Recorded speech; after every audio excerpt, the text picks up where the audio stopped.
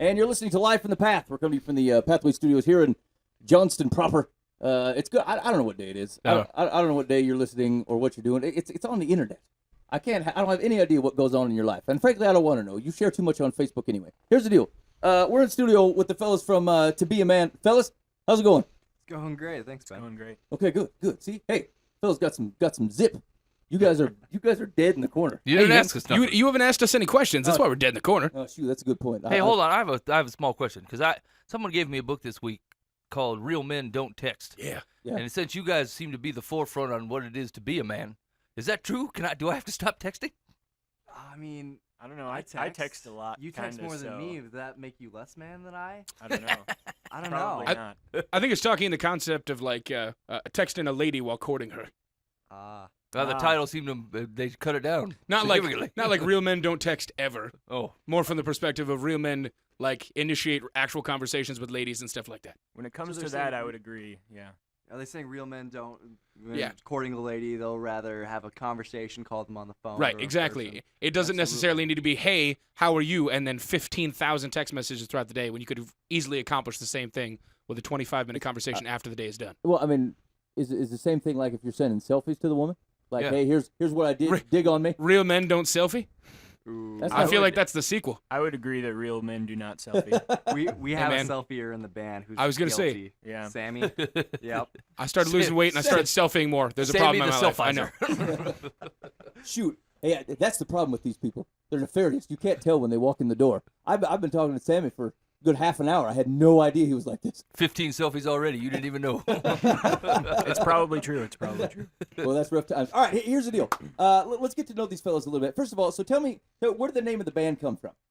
So the name of the band, I kind of want to bring it in with the first song here. The first song we're gonna do is called "Everything You Need to Know," and if you couple that with the name of the band, it's "Everything You Need to Know to Be a Man." The song is actually about my father. My father was a very good portrait of what it was to be a man for me. He's a man of God who lived out his faith every day of his life, and I was very fortunate to have him as a father. Is that so? Kind of the mission of the band is to try to live our lives in an honorable way, in a godly way, so that we can be an image of Jesus Christ, really, like how my father was an image for me. I'm a big promoter of mentorship programs, and even there's official ones like Big Brothers Big Sisters, and there's Christian organizations who do as well, and those are great. But even just day-to-day mentorship, and just the person sitting next to you on the bus Yep. could easily mentor you or be an example. So our thing is just to be an example on and off the stage through our music and through talking too. Awesome. I love it. All right, so go ahead and fire it up, and we'll see what we can learn from the tune. This is To Be a Man. You're listening to Live from the Path. Right. This is Okay, you ready to kick it off? Let's All right, do this is this. Lost with Yes. Bethany Joy Johnson. You're listening to Live from the Path.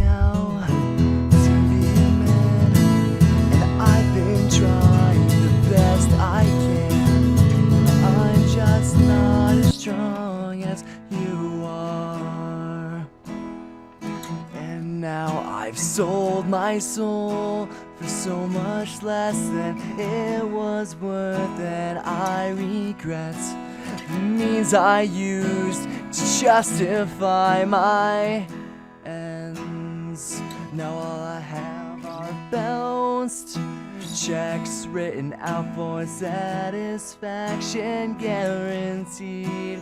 This life will be the death of me unless I follow where you lead. And when I was young, you took me by the hand, and I just wanted to be like my old man, so I could grow up to be the man I was supposed to be.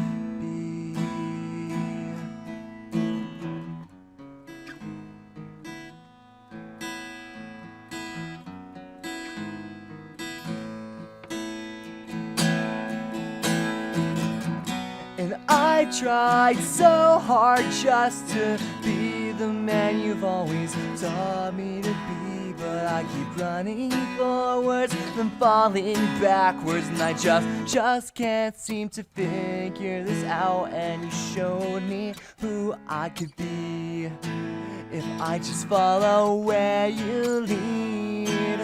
I just hope that someday I can be just half the man you are.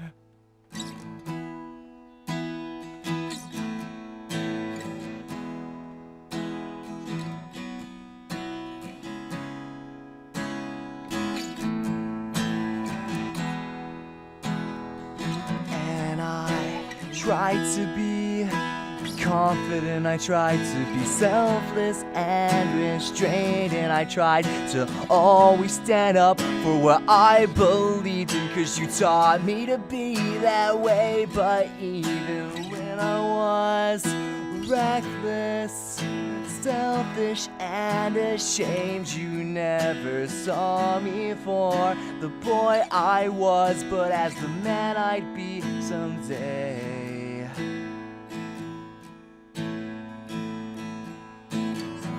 And I tried so hard just to be the man you've always taught me to be, but I keep running forwards and falling backwards, and I just can't seem to figure this out. And you showed me who I could be if I just follow where you lead. And I just hope that someday I can be just half the man you are.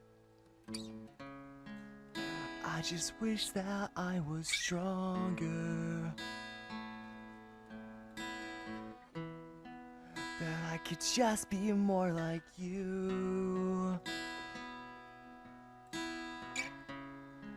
But when the seas of life come crashing down around me, well, I just don't know what to do. And he said, son, don't be afraid of all the trials that come your way, and of all the things that I've taught you. Give God the glory, you're his son too.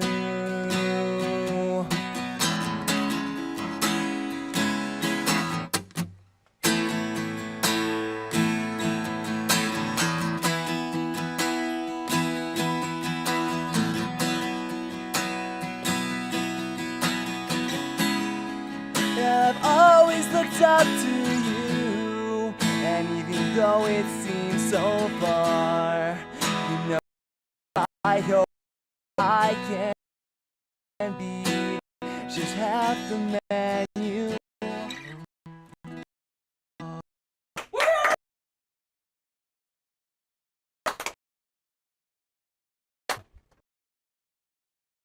Actually, that leads me to a question. Actually, I've been thinking of a little bit, obviously with my own kids and stuff. But Absolutely.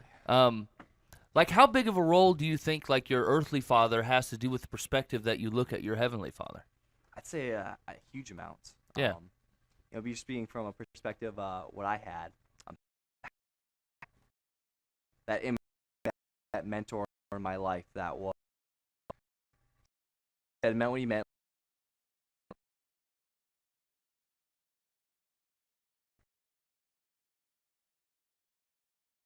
Fatherly in their life. So I feel like it's the call of other Christian guys, other manly figures to stand up in your community and try to be that image of Jesus Christ. Yeah, that's kind of some of the ways that the Bible describes God. God is Father, God is, or Jesus is King. Even, like sometimes I think, especially our culture tends to struggle with that. I mean, there's a lot of our homes are broken homes, and when you say the word Father, they don't come up with a glowing endorsement. No. They don't think of somebody that loves them selflessly, and it is for them. And so, like when you say God the Father, they go, you've kind of turned me a blind eye right now. And then when we like to talk to Jesus as King, even I struggle with that. I don't serve a king here. I don't understand the kingship. Like, I mean, I get Jesus as King, right? But like, I don't have any type of relationship to compare that to, which is probably more solid, right? Jesus in a category of his own. But like, we don't understand that like maybe some other cultures where there's an actual king figure might get that. No, that's true. That's true, and it does make you wonder. like when you were talking about but Christian guys kind of stepping up and being part of that Yeah. part of that discussion, I think there is there's a hesitance, I think, in some guys to say that's not mine to step into, right? Like you think of the types of bonds that people have with their parents, and your simple presence seems to have some level of indictment that says, hey, maybe your dad wasn't doing a great job. And so, like, how would you answer that hesitation that might exist, especially on younger guys who don't have kids of their own, and they're like, who am I to even to be part of someone's life in that perspective?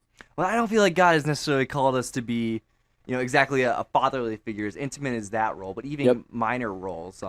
There's lots of great programs out there, like Big Brothers Big Sisters is one of them. It's a mentorship program, and basically all you do is you hang out with these kids. They pair you up with a little brother, a little sister. I feel like that's a really great example of what it is. You don't have to be this life-changing role, but just hanging out and spending time, and even just talking to people. And I feel like in our society, it's so much. We're talking about selfies and being on your phone and texting. It's so much of a society that you don't even have a conversation with someone in the same room with you. So you could sit next to someone and never even talk to them. Right. But having conversations with people, I feel like is just a minor thing. Figure out where people are from, what they're doing. You don't have to be you don't have to tell them who they are or what they're going to be when they grow up. And I think that's the thing is we tend to be a little bit too afraid that if we're going to step in at all, we have to, I don't know, like move into the room or something all in or all in. Right, like it's a consequence of having normal relationships. As you run into people and you engage with people, like you'll strike the correct depth. I mean, people tend to know that. You can tell when most people can tell when they've gone too far. It's I think maybe some of the issue is that we don't even start that process. I've had thoughts about that myself. Even when it comes to people, new friends, I've been like, hey man, I can't take on a new friend. Seriously, I don't have time for the friends I got. Let alone see some other guys like, hey man, you want to get together? I'm like, no, I really shouldn't. Yeah, no. But the truth is that like, I'm not even giving that a chance to balance right. You don't even give it a chance to see what that relationship looks like and how it fits with the other relationships you have. If you're actually cutting off relationships, or you're afraid, I don't know if this will be too much, so I don't do it at all. And maybe that keeps us out of having right relationships with average people that you just run into. Yeah. It's okay to be human and actually interact with folks as opposed to trying to protect that level of intimacy that we have with all people. It'll find that balance, I think. I think that ultimately one of the things we've done somewhat incorrectly as a society, though, is we've painted this wrong picture for what men have to be for other dudes, or what guys have to be for other guys, or for children, or anything like that.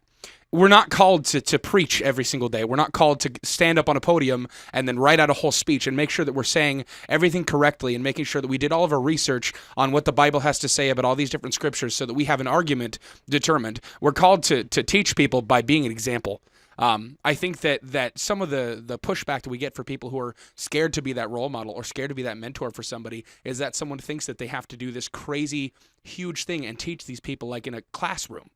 But no, God isn't expecting you to do that. God's expecting you to be a role model and an example for what his heart is and what he wants you to do. And that is most of the time going to be more impactful on someone who has never seen what God's heart plays out in someone's life as than any kind of preach perspective that you can do standing up on a podium.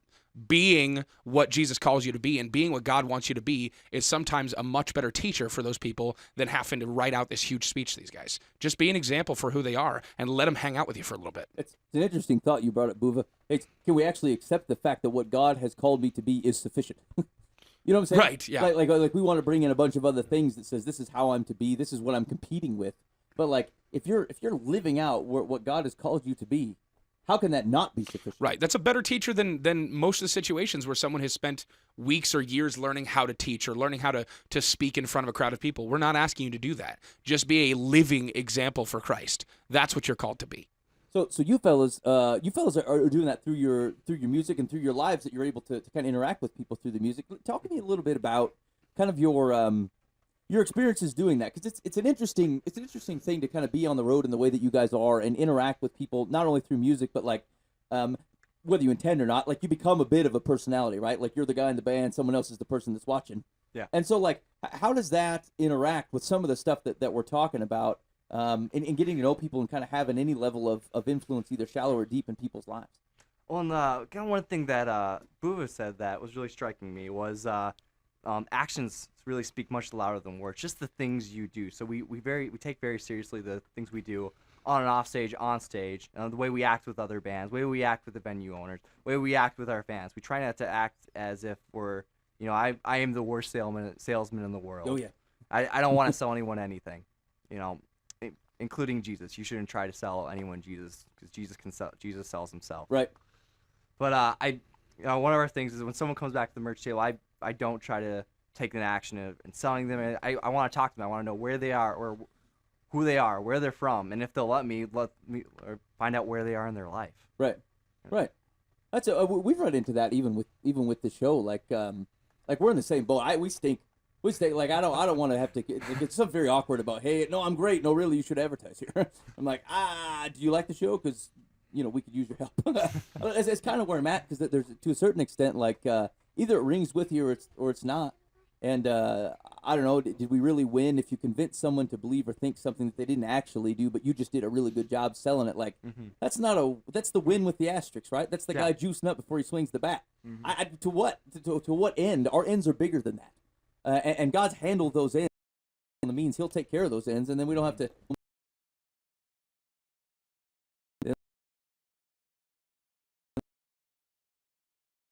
You could.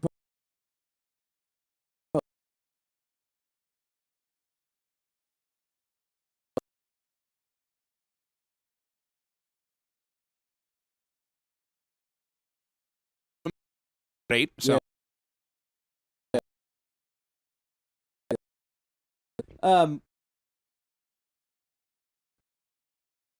Like you're a small.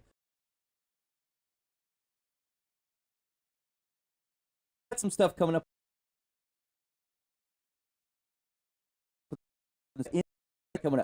Well, this last weekend we did a weekend run. We played in Rochester, Minnesota, around that area on Thursday night. Friday night in Cedar Rapids, Iowa, which was really fun, really cool show, really cool community there. I hope we get back there. We played in Lawrence, Kansas last night, and now we're here, and we're headed back home to Rochester. Yep. Soon after. Upcoming in the summer here, we're actually playing a local festival called Bash on the Farm. Sweet. It's a free festival in Forest City, Iowa. The guys here know it well. Yeah. I know some of the booking staff there.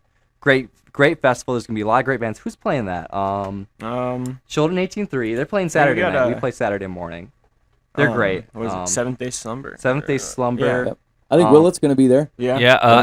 Echo Tunic will be there. Yep. Yeah. New band. There's a new band out. Actually, it's if any of you have ever heard of a band called Hawk Nelson, the lead singer is doing a new project called Lights Go Down. Yeah. Oh, cool. They're gonna be playing. And we're huge Hawk Nelson fans. We grew up listening to that stuff. So yeah, that's what I started on my pop punk was Hawk Nelson. So. Sweet. So they're gonna be there. So they'll be a fun band to check out. I mean, that's a great show. You got to get out to that stuff, man. Here's the deal: is like a lot of people are putting some effort into putting some sweet tunes out there for you. It's daggone free, and it's going to be quite the deal. So Bash on the Farm has always been a good show. Make sure you get out there, take some time. I think you can camp out there. They got all kinds of stuff going on. So make sure you guys hook up with that. You can run into these fellas and some other, like I said, some other friends of the show. Will was going to be there. You said Echo's going to be there. Yeah, I'm working and listening because I feel like there's a slew of fellas been on the show that are going to be at that Bash on the Farm. Sweet. All right. Well, cool. Definitely do that.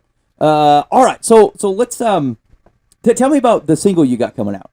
We have a new single. We just released it, kind of unofficially up on SoundCloud. You can find that at soundcloud.com/tobeaman. It's called Homeless in Hawaii, and we're trying to do something a little different, push the envelope a little bit here, if you will. If you're watching on the live feed right now, I actually just grabbed my ukulele. It's kind of we play our music style is punk. We play punk rock, and this is kind of a punk rock ukulele kind of a thing.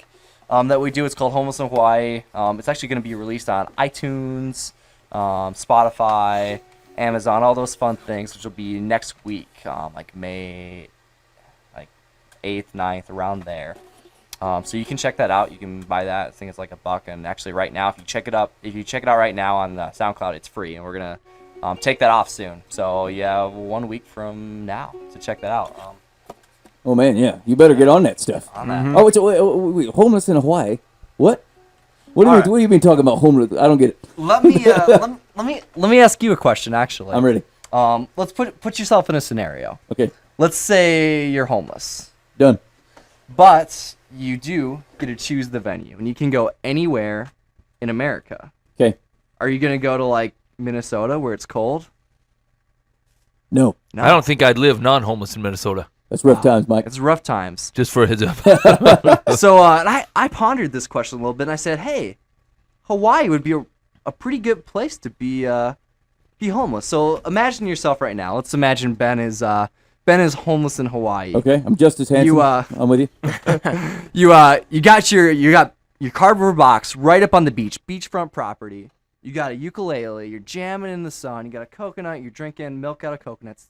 It's actually pretty good. Okay. And you're having a good time. And a police officer walks up to you with a plane ticket and says, "Hey, Ben, you're causing some trouble on our beach, and we just want you to go back to Iowa." I'm just trying to live my life, man. Yeah, you'd be like, "Dude." Oh, I thought we were interacting like you were the cop. Okay, never mind. Okay, yeah, no, let's do this. Let's do this. All right, what would you tell me? Hey man, I'm not bothering anybody. And I would say, nope, you're going back. And I'd put you on that plane and you'd go. Hey man, that really wasn't much of a conversation. No. It was a conversation with the law. You don't win, Ben. You just kind of hoisted me out. but in some aspect, you don't want to go. You say no. And there's actually this part in the song where it's like a no, we won't go kind of a thing. And the song is tells a story about I go to Hawaii and I'm having a great time. I'm playing my ukulele and with my cardboard box, and a police officer walks up to me, hands me a plane ticket, and I say no, I won't go. And there's kind of this huge kind of a That's chant. what I said. Yep, I stole it from Ben. The song was written by Ben originally. Hey man, does it end with him being put on a plane? Because it's kind of a downer. It does ultimately. Oh man. Okay. But there's a cool you'll hear there's kind of a chant part where we go no, we won't go, and it's kind of a cool, and the song is really kind of about how you look at homeless people. Okay. How you view them as objects that can be moved and displaced Uh-huh. rather than actual people. Right that's a on. very hard. You're walking down the street of any major city. There's a homeless guy who says, can you spare some change? Can you do this? And like anyone, I don't know what to do a lot of times. Yeah. It's a hard situation, and it's really easy to not see them in a vulnerable state and see them in a state of this person isn't even a person and just walk by. Right. And I think we need to challenge ourselves to look at these people more than just that. Agreed. And do what we can. Whether it's just sitting down and talking to them, or maybe going and buying them some food or anything. So. All right. Well, sweet. Let's dig on it. This is Let's jam some. the upcoming single, "Homeless in Hawaii." You're listening to "Be a Man" on Live from the Path.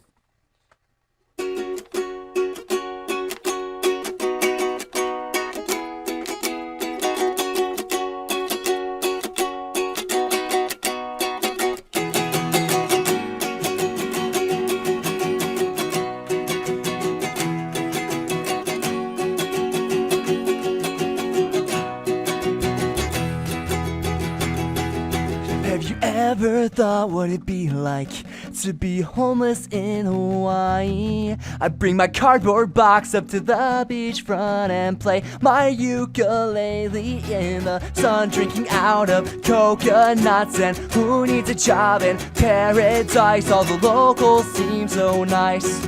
Until I missed my plane ride. 'Cause they'll put you on a plane and send you home. 'Cause you can't stay here 'cause it's beautiful. You're a bum, you're a fool, you're garbage as far as they see. They'll put you on that plane and ship you out of here 'cause they don't like looking at your messed up hair.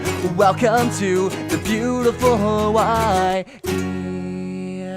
And I thought about what you said the other day about conservative USA, and about how they're all worried about how everyone's on welfare. But who needs welfare anyway when you got the palm trees and the shade? Hawaii used to be the best dang place to be on the streets. 'Cause they'll put you on a plane and send you home 'cause you can't stay here 'cause it's beautiful. You're a bum, you're a fool, you're garbage as far as they see. They'll put you on that plane and ship you out of here 'cause they don't like looking at your messed up hair. Welcome to the beautiful Hawaii. Let's go.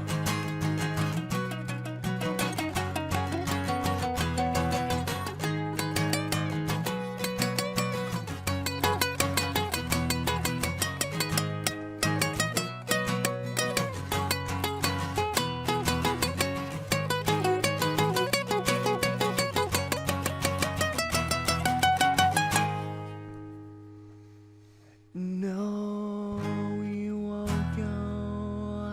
No, we won't go. No, we won't go. No, we won't go. No, we won't go. No, we won't go. No, we won't go. No, we won't go. No, we won't go. No, we won't go because this place is on the cardboard boxes we have on the beach aren't the problems rampant in your streets. We have as much of a right to be here as you say you have to kick us out. So no, we won't go. No, we won't go. 'Cause they'll put you on a plane and send you home. 'Cause you can't stay here 'cause it's beautiful. Welcome to the beautiful Hawaii, where they'll ship you home for free.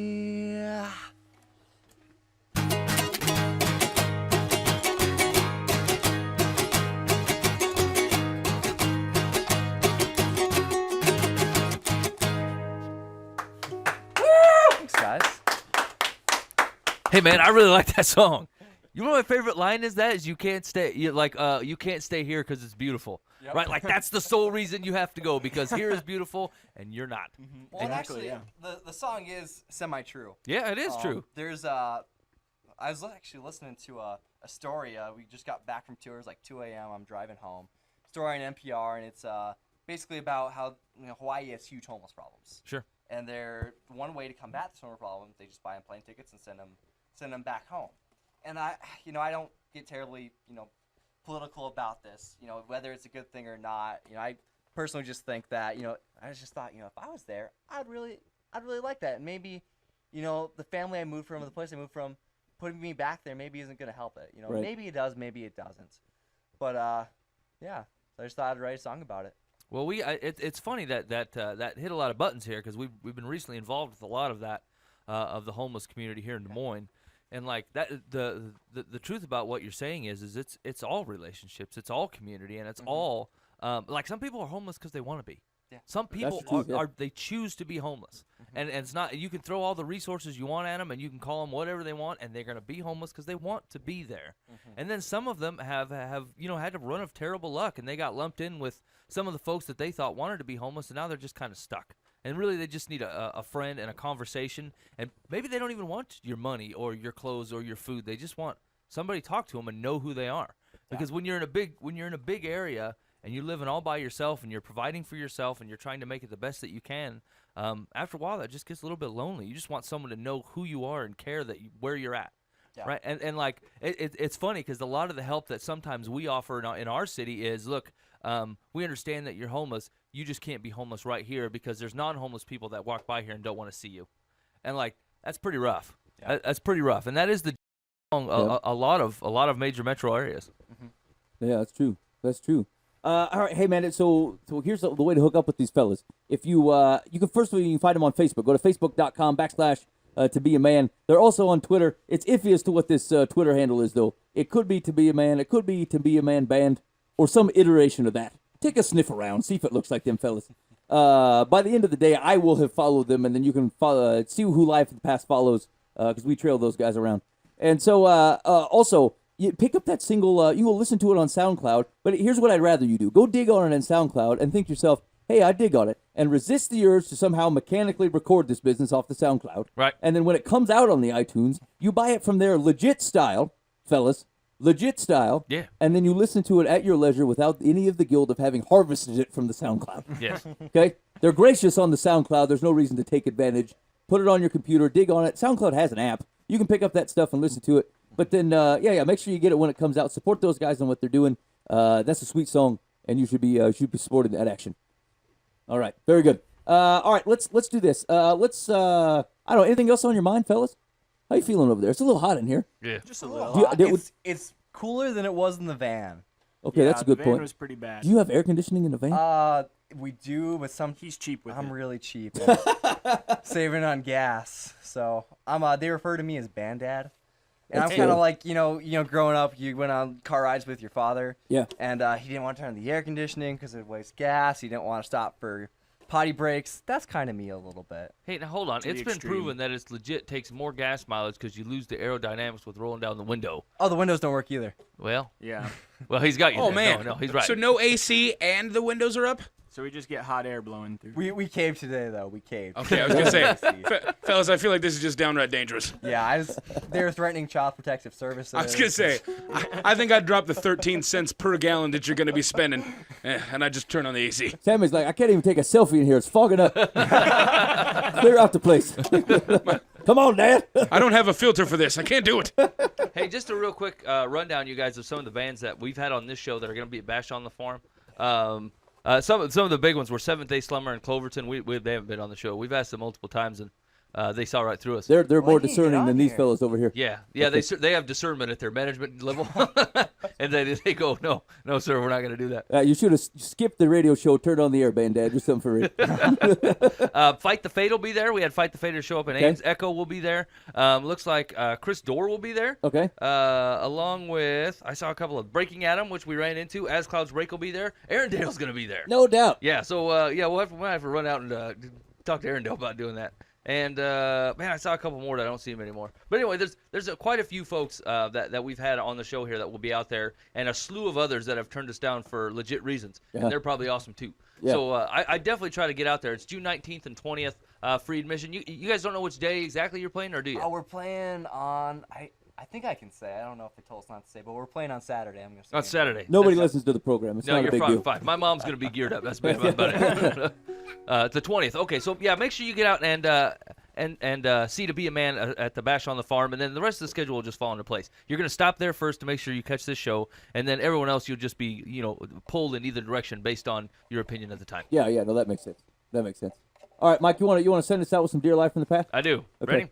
Ready? Dear Live from the Path. I'm comfortable with my faith and pray before a meal at home and at our friends' houses. We have become friendly with individuals from our church and on many occasions have gone out to eat together at restaurants. When the meal is brought out, it has become a custom to pray. I feel uncomfortable praying aloud in public, and I've seen others at our table already eating when someone says, "Let's pray." My wife tells me to just go with it, but sometimes when the praying goes on for a lengthy time, I start to get sweaty and on the verge of a panic attack. I wish they would take into consideration that others may feel praying is a private matter. I don't believe that because one person doesn't want to do something, others shouldn't do it. So what say you? When food is brought to the table, should I dash to the restroom, or would that be rude? What? That was their option in this area is to dash to the bathroom? Yeah, just beast out of there and act like you weren't even there This starting. guy's not a problem solver. I feel like one of you guys did that at Taco John's, but you're already eating and it's Taco John's, so I kind of understand. Yeah. Wait a minute. don't That was a natural reaction to the Taco John's, irrelevant of the praying. I don't know. Well, I mean, an hour later, there was an actual reaction to Yeah. Taco John's. That's what I'm talking about. You got to get those windows fixed. So here's the deal: is like I've actually talked about this. I think relatively recently, and I largely don't pray before meals. I don't. The pastor of a church largely don't pray before meals. Sorry, I don't know what to do for you. I pray all the time. It's just a lot of stuff that we ask for before meals is superficial. We're asking something to be the benefit of our bodies that is going to kill you. Right. I'm gonna eat this fried chicken, Lord. I need you to turn it into Yeah. a broccoli. Can you bless this ho-ho? Because, nourishment and strength, man, it ain't doing it on its own accord. Lord, can you make this cheeseburger not as unhealthy as it is right now, and possibly give it a little bit more protein for me? So, and don't hear me wrong about that. I like it. There's legitimate reasons to do it. It is perfectly cool to be thankful to God for His provision in that way. And frankly, sometimes we don't pray because we don't understand His provision correctly. But I don't think in either circumstances it would seem like something that's worth making a deal about. Like, I start sweating? What the heck? Yeah, this person is having a weird reaction to praying in public. Like, I can understand, having a prayer life that's more secluded, and I mean, it's talked about that in the Bible, is not boasting about your prayer. Cool, but that doesn't seem what this guy is avoiding. He doesn't seem like he does not want to be pharisaical and go praying in the streets. Right. It seems like he's just afraid to pray in public and just does not like doing it. And his reaction is, hey, man, I'm going to have a panic attack if I start praying. And if it gets super long, it's just going to go crazy. Or hearing other people do it. Yeah. It's like, hey, man, why are you praying so long? Why are you talking to God for so long? Seriously, knock it off. Panic attack, run away. Now, to be fair, I feel that way sometimes. Like, the blowhard pray man gets out in public and starts beasting on forever. I'm like, I talked to God about this stuff already this morning. Yeah, I but just feel like you got to do it at the Ryan's buffet. Can we get to eating? That brings up an interesting question. If you get a buffet, do you have to pray before each plate? Yeah, that's a Pharisee question. Okay, just checking. Yeah, I would agree with that reaction of, hey, man, you're kind of blowharding right now and praying for a long time, but not, I'm going to have a panic attack and run to the bathroom. It's so bad.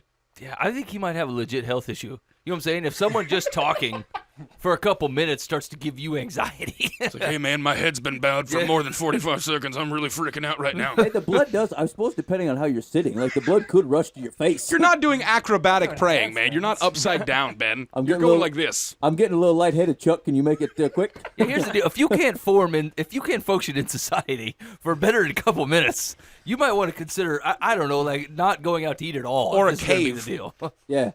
Yeah, all right. Does anybody have any legit advice for him? I mean, so far his plan is to go to the bathroom. I suggest he just doesn't go out at all. Here's If the you're deal. going to be weird and freak people out with your behavior. I'm not going to stop him from running to the bathroom. Yeah, maybe just I think let that him might go. be I think that might be a smarter reaction than freaking out, starting to sweat, and having a panic attack. Just being like, I need to run to the restroom before the food comes out, before I have my panic attack, and then coming out a couple minutes later.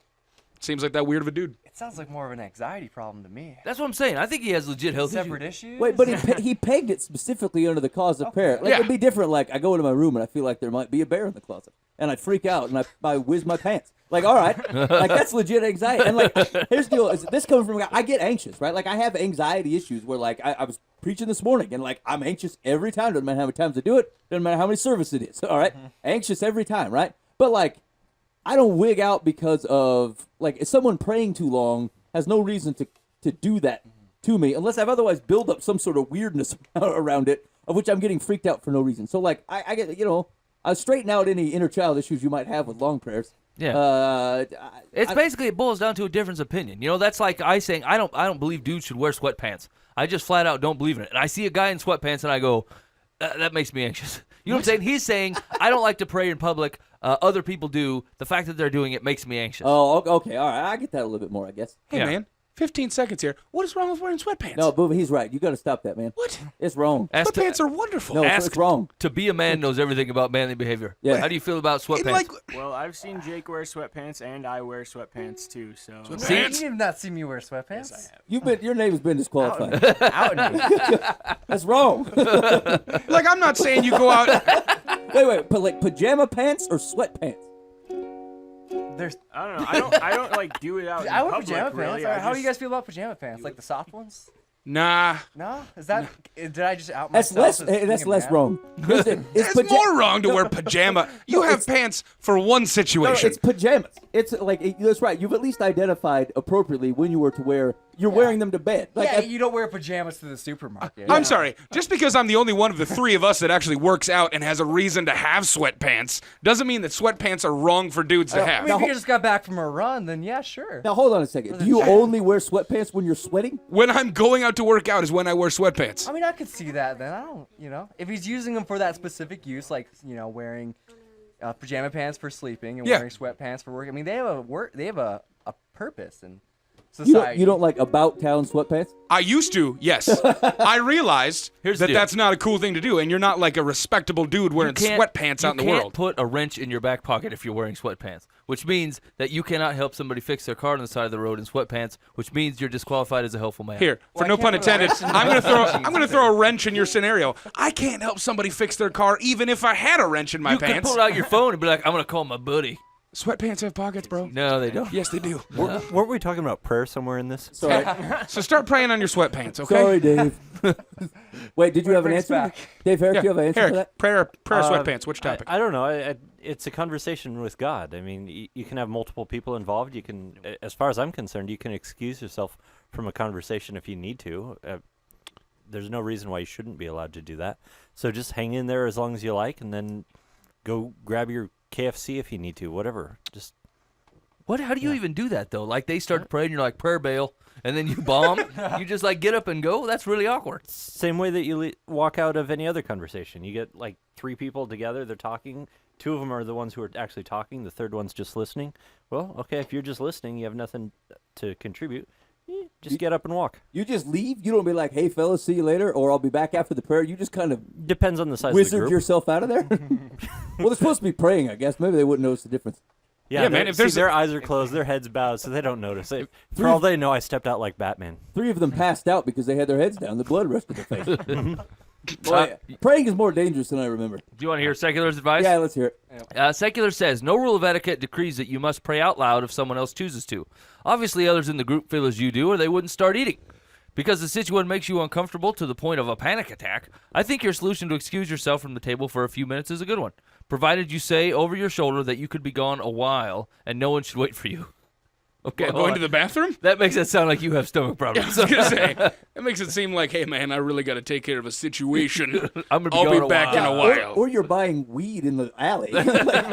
That's true. Either one of those. That is definitely the beginning of a shady business transaction. Is, hey man, I might be gone for a while over the shoulder, and then people are like, that guy's definitely going to do something like some kind of debauchery is about to take place wherever that guy's going to be. All right, you want to do one more, or are we good? You guys got time for one more? Yeah. All right, one more. Dear Life from the Path, I recently attended the funeral of my ex-husband's uncle. Oh, mercy. I wore a conservative suit in dark navy blue with a white blouse. Several family members criticized me for not wearing black. I assumed that because I'm no longer a family member, that I wasn't required to dress as one. Should I have worn black? What? Is that the stipulation? Yeah, let me ask, is the general thing of etiquette that funeral black is for family members only, everyone else gets to do the full, like, regalia? Then No, I need to it's start. everyone. Everyone It's shows up everybody. in black. Okay, It's a so funeral. she's just mistaken. Yeah. I don't, yeah. What's wrong with not wearing black to a funeral? I've not worn black to a funeral before. No one's ever said anything to me. Well, not to your face, but they've written Dear Abby. and I'm told sorry. me. Like In I have. fact, I think I told everybody last time you didn't do it. Oh really? You went and gossiped about me behind my back? We was wearing red. What? Hey man, just because I wore my light pink dress to the last funeral. I Yeah, went to doesn't- Buva, this ain't Carnival. Here's the deal. I'm sorry. I don't look at a funeral the same way a lot of other people do. I don't care about wearing black. I hear what Does you're not saying. matter. I hear what you're saying, Buva. Like, what celebration life? I'm with you, but like, Not even that. yeah, the normal etiquette is black. Yeah. Oh, so like, I'm sorry. Do you guys want to go along with society's normal etiquette? I thought we were in a show that we try and. Out of respect for the person that died, yeah, probably. You're not really respecting the person that died just by wearing black, Mike. Was that what you were thinking when you were putting on your black shirt? No, it wasn't. Hey, we'll you deal just with, put on we'll a deal black with shirt. Buva later. he's embarrassing himself. Let's Just saying. the prop. I'm right. Y'all are wrong. So do you show up at a wedding in like jeans and a t-shirt? Is that... Yes, did it a week ago. Or a white wedding dress. All right. Well, I think there's a couple of reasons why I wouldn't wear that. No, that would be awkward, Buva. What? Mike, if I were to wear a white wedding dress to a wedding, I would completely understand your gossiping. I'm just saying that's the etiquette is the bride wears the white wedding dress, and the etiquette at a funeral is you wear black, and you sir are stepping on both of those at the same time and calling one something different. Yeah, here's the deal. It's like, despite whatever your protestations, Buva, as to whether people care one way or the other, it is blind for this woman to act like it's a family-only distinction. Like, Yeah, that- that's- of the distinction that is made. It is not simply a family-only distinction. That's true. I've never heard of the whole you have to wear black if you're in Now, the family. okay, now I'm not understanding what your thing is. Are you saying that she shouldn't have worn a dark navy with a white blouse? Am I saying that? Yeah. No, I'm saying that it is wearing black to a funeral has never been limited to the family, and I'm not sure. According to you, you're not a very couth individual. I know everything. Yeah, but I'm with him on this one. I feel like the man that says, I know Hey, everybody's. Herrick's feeding my ego. Here's the thing. Bad I decision. believe Secular is going to answer this in a way as if it is acceptable for non-family members to wear non-black. Like, that is the deal. I think she's wrong, but Just because you haven't heard of the deal doesn't mean it's not the deal. I eat toast for breakfast. I know more than she Ah, does. for heaven's sakes. What do you got, boys? Anything? I think I'm with Buva on this one. No one's ever with Buva. That's a Oh, I mistake. love having That's guests a on the show. mistake. I love having guests The on the show. fact that they're focusing so much on what they're wearing or what color they're wearing. I mean, someone just died. There's a much bigger thing going on here. No one cares about what you wear.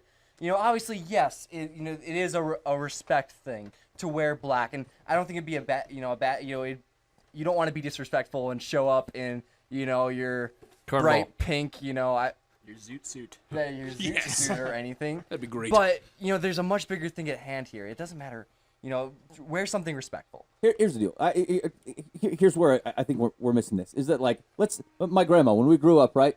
Like, does it matter what I wear to church? Does God care? No. No. No. Does my grandma like me to look nice? Yes. Yes. Probably. Do I wear it because my grandma likes it? Yes. Sure. Yes. Do I show up with grandma and say, look here, grandma, I get that you like it, but you ain't going to bush me around, and you ain't going to tell me what to do to wear this nice stuff to church, and God doesn't care what it is, so I refuse. You know what I'm saying? Like, is that, the question is like, when you're running into a funeral, is that the time to be having, I'm not disagreeing with what either of you are saying. What I'm saying is that if the expectation is that you're wearing black, is this the time to be busting out your guns and having this discussion? No, that's a fair distinction, and I understand that. I've never run into the situation where I just like to do whatever I want. No. What I'm saying is I've never run into the situation where someone has been offended by what I wore. That they told you about. I pretty strongly feel that they would have told me if they would have been offended. That's wrong. I talk behind your back all the time. Right, but knowing the relationships that it was in those situations that I went to those funerals like that, it's never.